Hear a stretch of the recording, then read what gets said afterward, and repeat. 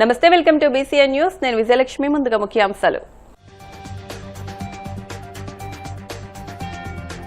పాయికరావుపేట నియోజకవర్గంలో హోంమంత్రి అనిత పర్యటన. దార్లపూడి రోడ్డుకి శంకుస్థాపన చేయడంతో ప్రత్యేక కృతజ్ఞతలు తెలిపిన గ్రామస్తులు.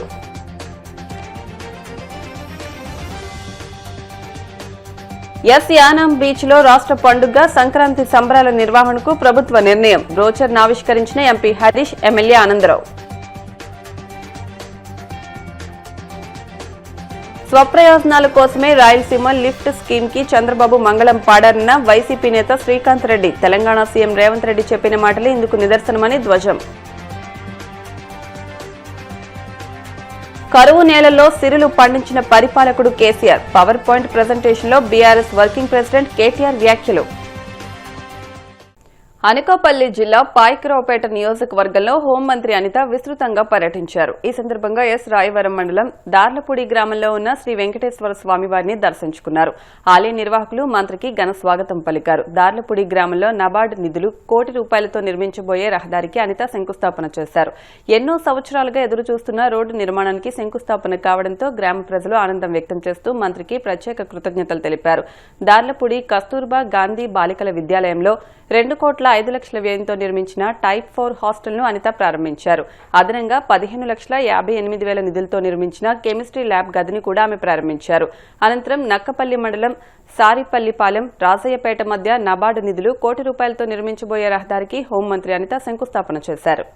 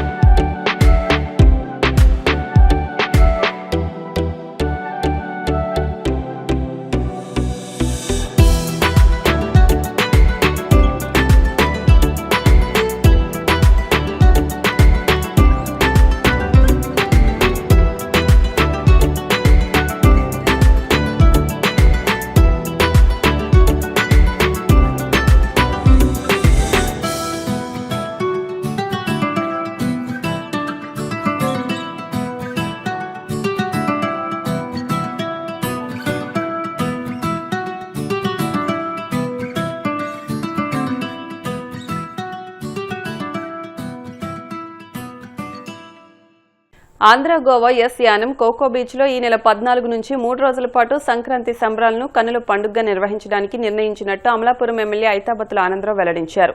అంబేద్కర్ కోనసీమ జిల్లా అమలాపురంలోని హౌసింగ్ బోర్డు కాలనీలో ఉన్న ఎమ్మెల్యే క్యాంపు కార్యాలయంలో ఎంపీ హరీష్ మాధూర్ కూటమి నేతలతో కలిసి సంక్రాంతి సంబరాలకు సంబంధించి పోస్టర్ను ఆవిష్కరించారు. ఈ సందర్భంగా ఎమ్మెల్యే మాట్లాడుతూ బీచ్ లో 4,000 మంది ఆసీనులయ్యేలా భారీ షెడ్డు నిర్మాణంతో పాటు 200 మంది విందు ఆరగించేలా రెస్టారెంట్ ను నిర్మించడం జరుగుతోందన్నారు. ఎస్ యానం బీచ్ లో జరిగే సంక్రాంతి సంబరాలను రాష్ట్ర పండుగగా నిర్వహించడానికి నిర్ణయించిన CM Chandrababu, deputy CM Pawan Kalyan తో పాటు ఇతర కూటమి నేతలకు ఎమ్మెల్యే ప్రత్యేక కృతజ్ఞతలు తెలిపారు. ఎంపీ హరీష్ మాట్లాడుతూ బీచ్ ఫెస్టివల్ నిర్వహణకు ఎమ్మెల్యే ఆనందరావు చొరవ చూపడం అభినందనీయమని, వీటికి ప్రభుత్వం రాష్ట్ర పండుగగా నోటిఫై చేయడం పట్ల సీఎంకు కృతజ్ఞతలు తెలిపారు.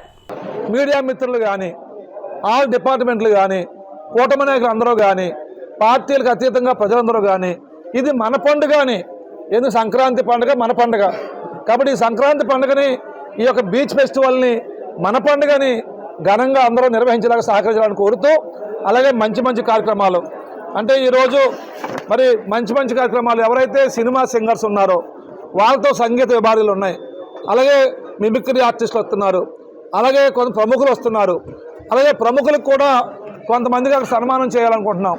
అంటే అంబేద్కర్ కోనసీమ జిల్లా నుంచి ఎవరైతే జాతీయ స్థాయిలో గుర్తింపు పొంది ఓ సైంటిస్ట్ గానో లేకపోతే జాతీయ స్థాయిలో ఇంకా పెద్ద పెద్ద పొజిషన్లోనో ఎవరైతే ఉన్నారో ఎవరైతే కష్టపడి మెరిట్తో బాగా పైకి వచ్చారో అలాంటి వారు ఎవరైనా ఉంటే మీరు కూడా సూచిస్తే వారిని కూడా ఆహ్వానించి ఏ కళలోనైనా సంగీతంలో అవ్వచ్చు, సాహిత్యంలో అవ్వచ్చు, సినిమాల్లో అవ్వచ్చు, లేకపోతే సైన్స్లో అవ్వచ్చు, టెక్నాలజీలో అవ్వచ్చు, ఎందులోనైనా ఏ రంగంలోనే ఎవరైనా తారాస్థాయికి వెళ్ళినటువంటి వ్యక్తులు ఉంటే మీరు కూడా వాళ్ళ పేర్లు ఇస్తే వారిని ఆహ్వానిస్తాం. అక్కడ వరకు సన్మానం చేసి సంక్రాంతి పండుగ రోజున ఆయన ఘనకీర్తిని అక్కడ చెప్పదలుచుకున్నాం. ఎందుకంటే మీ అందరికీ తెలుసో తెలియదో ఉప్పలగుద్ద మండలంలో మన ఉమాగారం డాక్టర్ గారు ఉన్నారు, చెక్కం ఉమామహేశ్వరరావు గారు. ఆయన ఇంతవరకు 3000 కిడ్నీ ఆపరేషన్లు చేశారు. అలాంటి ఆయన్ని అక్కడ పిలిచి ఆయనకి అందరిలో లక్షలాది మందిలో వేలాది మందిలో సాల్వా కప్పి సన్మానం చేయబోతున్నాం. ఇలా అందరికీ కూడా, ఎందుకంటే మన ప్రాంతం నుంచి ఎవరైతే తెలియకుండా గొప్ప గొప్ప స్థాయిలోకి వెళ్ళి తెలియకుండా ఉన్నారో వాళ్ళని కూడా అందరికీ తెలియజేసి మన రాయలసీమ ఎత్తిపోతల పథకాన్ని నిలిపివేయడం ద్వారా సీఎం చంద్రబాబు రాయలసీమకు మరణ శాసనం రాస్తున్నారని వైసీపీ నేత గడికోట శ్రీకాంత్ రెడ్డి ధ్వజమెత్తారు. తెలంగాణ సీఎం రేవంత్ రెడ్డి మాటలతో చంద్రబాబు ద్రోహం బయటపడిందని ఆయన విమర్శించారు. కేవలం స్వప్రయోజనాల కోసమే రాయలసీమ లిఫ్ట్ స్కీమ్ కి చంద్రబాబు మంగళం పాడారని మండిపడ్డారు. శాసనసభ సాక్షిగా తెలంగాణ సీఎం రేవంత్ రెడ్డి చెప్పిన మాటలే ఇందుకు నిదర్శనమని తేల్చి చెప్పారు. చంద్రబాబు తప్పుకి నిష్కృతి లేదని ధ్వజమెత్తారు. కేవలం స్వప్రయోజనాల కోసమే పర్యావరణ అనుమతులు లేవన్న సాకుతో చంద్రబాబే రాయలసీమ లిఫ్ట్ ఇరిగేషన్ స్కీమ్ నిలిపివేశారని దుయ్యబట్టారు. ఒక పక్క జూరాల నుంచి నీళ్లు లాగేస్తానంటున్నాడు, నారాయణపూర్ దాటి మళ్ళా అక్కడ మధ్యలో శ్రీశైలానికి రావాల్సిన మధ్యలోనే కోయల్ సాగర్, భీమా, నెట్టెంపాడు అనేక ప్రాజెక్టులు తెలంగాణ నుంచి తీసుకుంటున్నారు. 841 అడుగులు వచ్చేంత వరకు ఒక క్యూసెక్ కిందికి రాదు. 840 అడుగులు వస్తే 2000 క్యూసెక్లు మాత్రమే రాయలసీమ డ్రా చేసుకునే ఫెసిలిటీ ఉంది. అలాంటిది 840 దాటితే 854కు చేరితే కేవలం 7000 క్యూసెక్లు తీసుకోవచ్చు. 881 లెవెల్ ఉన్నంత వరకే ఫుల్ లెవెల్, 881 లెవెల్ ఉంటేనే పోతిరెడ్డిపాడు నుంచి 40,000 క్యూసెక్లు డ్రా చేసుకోవచ్చు. ఇటువంటి పరిస్థితులలో ఒక పక్క తెలంగాణ ప్రభుత్వం ఏమో 800 అడుగులు ఉన్నంత వరకు విద్యుత్ ఉత్పత్తి ద్వారా నీళ్లను తోడేస్తుంది. శ్రీశైలం ప్రాజెక్ట్ను ఒక నెలలో కంప్లీట్ చేస్తా ఉంది. ఇటువంటి పరిస్థితులలో ఇవన్నీ ఉన్నాయి కదా అని ఆలోచన చేసి 800 లెవెల్లో రోజుకు 3 టీఎంసీ రాయలసీమకు లిఫ్ట్ చేసే విధంగా రాయలసీమ లిఫ్ట్ ఇరిగేషన్ చేసి కంప్లీట్కి వస్తే ఈరోజు రేవంత్ రెడ్డి గారికి తాకట్టు పెట్టి మరొక పక్కన తప్పుదోవ పట్టించేందుకు కేంద్ర ప్రభుత్వం వాళ్ళు ఎన్విరాన్మెంట్ క్లియరెన్స్ ఇవ్వలేదు అని మాట్లాడేవాను. నీ మద్దతుతో కేంద్ర ప్రభుత్వం నడుస్తుంది. ఎవరినైనా ప్రశ్నిస్తాను, ఎవరైనా నిలదీస్తానని మాట్లాడేటువంటి వ్యక్తి పవన్ కళ్యాణ్ గారు కేంద్రంలో చక్రం తిప్పుతున్నారు నీతో పాటి. మీరిద్దరు అలయన్స్. ఇంత జరుగుతున్నా ఆయన అటవీ శాఖ మంత్రిగా ఉండి రాయలసీమ ప్రాంత ప్రయోజనాలను తాకట్టు పెడుతుంటే చంద్రబాబు నాయుడు గారు ఎందుకు ప్రశ్నించలేకపోతున్నారు? ఎందుకు నీ యొక్క పరిధిలో ఉన్నటువంటి ఎన్విరాన్మెంటల్ క్లియరెన్స్ లేదు అని అసత్యమైనటువంటి మాటలు చెప్పినట్టుగా ఇప్పుడు ప్రూవ్ అవుతోంది. మరి ఇంకొక మాట మాట్లాడుతూ రేవంత్ గారు, నేను అనేకమైనటువంటి ప్రయోజనాలు ఈ రాష్ట్ర ప్రభుత్వానికి చేశాను చెప్తే 2 రాష్ట్రాల ప్రయోజనాలు దెబ్బతింటాయన్నారు. ఇది ఒకటే మచ్చుకు చెప్పారు. ఇంకా ఏ రకాలుగా ఈ ఆంధ్రప్రదేశ్ రాష్ట్రాన్ని తాకట్టు పెట్టాడో మాకైతే భయాందోళనగా ఉంది. నీ యొక్క కేసులకు భయపడే తాకట్టు పెట్టామేమో అనిపిస్తూ ఉంది. ఎవరన్నా అటువంటి ప్రయోజనాలు తాకట్టు పెడతారా అని? ఈరోజు నీ చేత్తో స్వయంగా నువ్వే మరణశాసనం రాసావు కదా రాయలసీమకి. క్షమాపణ చెప్పాల్సినటువంటి క్షమాపణ కాదు, నువ్వు రాజకీయాల నుంచి వైదొలగాల. లేదు నీకు అంత ఇంట్రెస్ట్ లేదు అనుకున్నప్పుడు, రాయలసీమ ప్రాంతమైన విద్వేషం ఉన్నప్పుడు చెప్పు, మా దారి మేము చూసుకుంటాం, మా బతుకులు మేము బతుకుతాం. హైకోర్టు ఇస్తే హైకోర్టు వద్దంటివి, లా యూనివర్సిటీ వస్తే నిర్దాక్షిణ్యంగా తరలిస్తేవి. ఇంత ద్వేషం పెట్టుకొని ఒక ప్రాంతం పైన అన్యాయం కాదా ఇది? ఒక పక్కన పాలమూరుకు సంబంధించినటువంటి జిల్లాలలో కరువు గురించి వాళ్ళు బ్రహ్మాండమైనటువంటి ప్రెజెంటేషన్స్ ఇచ్చి మాట్లాడుతుంటే, నువ్వు రాయలసీమ గురించి ఇటువంటి అవసరాలు ఉన్నాయి, మా ప్రయోజనాలు ఇవి అని చెప్పి మాట్లాడేటువంటి నాలెడ్జ్ నీకు లేకపోతే ఎలా? ఎందుకంటే ఆ ప్రాంతంలో బతికిన వాళ్ళం, కరువును చూసినటువంటి వాళ్ళం, గెంజి కరువులు చూసినటువంటి వాళ్ళం, నీటి కోసం కటకట అని చెప్పి మంచినీళ్ళ కోసం చేయిజాచి ఆడుకున్నటువంటి వాళ్ళం. అక్కడ మాకు తెలుస్తుంది ఆ నీళ్ళ కష్టం ఏంటో. ఆ నీళ్ళ కష్టం నుంచి ఎలా బయటపడాలని దారి చూపించినారు రాజశేఖర రెడ్డి గారు. దాన్ని కొనసాగిస్తూ జగన్మోహన్ రెడ్డి గారు రాయలసీమ లిఫ్ట్ ఇరిగేషన్ తీసుకొచ్చి ఎన్నో రకాలుగా అది ఉపయోగకరము అని చెప్పి అందరినీ కన్విన్స్ చేస్తే, బలవంత పెట్టి నీకున్నటువంటి ఫ్రెండ్షిప్, నీకున్నటువంటి లావాదేవీలో, లేకపోతే నీ చేతిలో చంద్రబాబు నాయుడు గారు చిక్కుకొని ఉన్నారు ఓటుకు నోటు కేసులో అని చెప్పి భయపడో ఏది భయపడించుకున్నారో తెలియదు, కానీ రాష్ట్ర ప్రయోజనాలు తాకట్టు పెట్టడం సమంజసమా అని చెప్పి అడుగుతున్నాను. ఏ ప్రాంతం సంబంధించిన ఆ వ్యక్తి ఆ ప్రాంతం గురించి చూసుకోవాలి. రేవంత్ రెడ్డి గారిని తప్పులు పడు, ఆయన ప్రాంతం ముఖ్యమంత్రి కాబట్టి తెలంగాణ ప్రయోజనాల కోసం ఏమైనా చేస్తానని మాట్లాడాడు. నువ్వెందుకు తాకట్టు పెట్టావు? ఇదే స్థితిలో జగన్మోహన్ రెడ్డి గారు ఉన్నారు ఆ రోజున, నా ప్రాంతం కోసం ఏమైనా చేసుకోవాలి అని చెప్పి. రాజకీయ నాయకులు ఆ ప్రాంతానికి ప్రాతినిధ్యం వహించేటప్పుడు ఆ పట్టుదల ఉండాలి. ఆ పట్టుదల లేక రాష్ట్రంలో ఏదో ఏదో జరిగిపోతుంది, జగన్మోహన్ గారు ఏదో తప్పు చేశారని చెప్పి ఎంతసేపు ఆ భ్రమలో సృష్టించి రాష్ట్ర ప్రయోజనాలు తాకట్టు పెడుతున్నటువంటిది మీరు. ఎందుకు జగన్మోహన్ రెడ్డి గారు విధ్వంసం చేశారని మాట్లాడుతూ, ఎవరు విధ్వంసం చేసింది? విధ్వంసం కాదు, నిర్దాక్షిణంగా హత్య చేయబడ్డావు. నువ్వు హత్య చేసావు, రాయలసీమని చంపేశావు. చాలా బాధాకరం అండి ఇది. ఒక ప్రాంతానికి సంబంధించినటువంటిది, ఆ ప్రాంత కరువుతో సంబంధించిన, ఆ ప్రాంతం సెంటిమెంట్కి సంబంధించిన, ఆ ప్రాంత బతుకుతెరువుకు సంబంధించినటువంటి దాన్ని ఎందుకు కడుపు కొట్టావు? చిన్న దాన్ని కూడా కాంప్రమైజ్ గారు రాష్ట్రాలకు సంబంధించిన వాటిలలో నువ్వు ఏకంగా ఇరిగేషన్ ప్రాజెక్టు తాకట్టు పెట్టావు అని అంటే ఎవరికి చెప్పాలి? నెల్లూరు మున్సిపల్ కార్పొరేషన్ పరిధిలోని రూరల్ నియోజకవర్గంలో ఉన్న పరమేశ్వర నగర్లో 20 కోట్లతో అంతర్జాతీయ స్థాయి స్కూల్ ఏర్పాటుకు ఎంపీ వేమిరెడ్డి ప్రభాకర్ రెడ్డి, ఎమ్మెల్యే శ్రీధర్ రెడ్డి, వక్ఫ్ బోర్డు చైర్మన్ అజీజ్తో కలిసి మంత్రి నారాయణ భూమి పూజ చేశారు. ఇదే తరహాలో నెల్లూరులో ఉన్న మరో 14 స్కూల్స్ ను తన కుమార్తె శరణి, ఇతర దాతల సహకారంతో తీర్చిదిద్దుతానని ఆయన ఇప్పటికే హామీ ఇచ్చారు. భూమి పూజ తర్వాత జరిగిన బహిరంగ సభలో మంత్రి నారాయణ మాట్లాడుతూ ఈ స్కూల్కు అబ్దుల్ కలాం ఇంటర్నేషనల్ స్కూల్గా నామకరణం చేశారు. చదువు మాత్రమే మనిషికి సమాజంలో గౌరవాన్ని పెంచుతుందని, నిరుపేదలకు నాణ్యమైన విద్యను అందించడమే తన జీవిత లక్ష్యమని ఆయన పేర్కొన్నారు. పేదరికం అంటే ఏందో తెలిసిన వాడిని కాబట్టి చేస్తున్నా. ఈరోజు నారాయణ ఇన్స్టిట్యూషన్స్ 30 రాష్ట్రాల్లో ఉన్నాయి. 7 లక్షల మంది విద్యార్థులు చదువుతున్నారు. 50,000 మంది ప్రతి నెల PFESA కట్టి శాలరీస్ తీసుకుంటున్నారు. చాలా సాటిస్ఫాక్షన్. 50,000 కుటుంబాలకు ఈరోజు నేను మా నారాయణ ఆర్గనైజేషన్ ఆధారమైంది. ఈరోజు మా పిల్లలకు వదిలేశారు, చక్కగా వాళ్ళే చేసుకుంటున్నారు. వాళ్ళందరికీ కూడా చెప్పా, మీరు నెల్లూరు సిటీలో నన్ను 73,400 ఓట్లతో గెలిపించారు.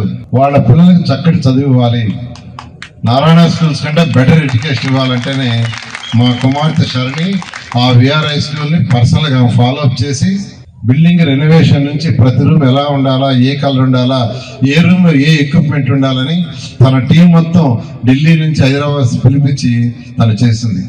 అందుకని ఈ స్కూల్ కూడా నెల్లూరులో 15 స్కూల్స్ అదేవిధంగా చేయమన్నాను. ఈ స్కూల్ ప్రత్యేకంగా ఆమెకి అప్పచెప్పా. ఆమె నైటే వచ్చింది అమెరికా నుంచి. వస్తే ఇవాళ రాలేదంటే చాలా ఇంపార్టెంట్ ఇది. ఈ యొక్క సీఎం రమేష్ వారి యొక్క సపోర్ట్తో, నారాయణ గ్రూప్ సపోర్ట్తో ఈ స్కూల్ని బ్రహ్మాండమైన స్కూల్గా చేస్తాం. ఎందుకంటే నిరుపేదలు ఎక్కువ మంది నా కంటితో చూసింది 42వ డివిజను, 43వ డివిజను, 48వ డివిజను, పక్కన డివిజన్స్.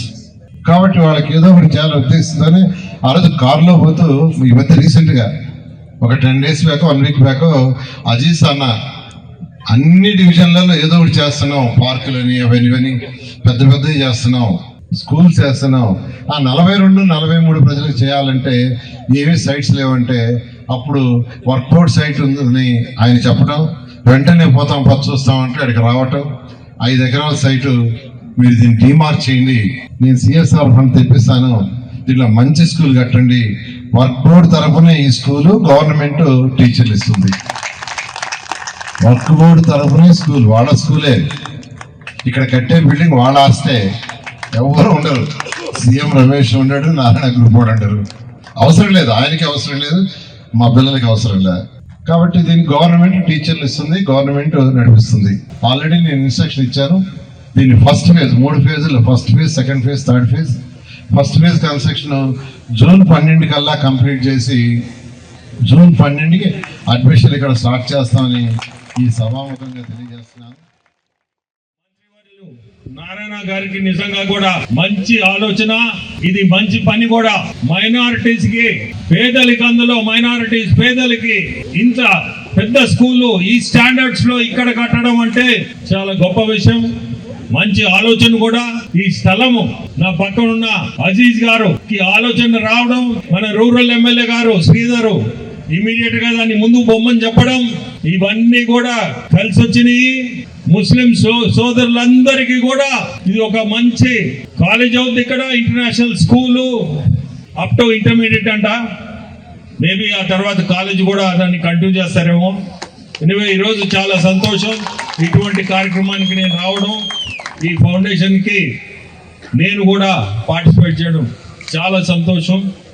ఒక్క మాట చెప్పాలా, మన ముఖ్యమంత్రులు చంద్రబాబు నాయుడు గారు మైనారిటీస్ అంటే అభిమానము, ప్రేమ.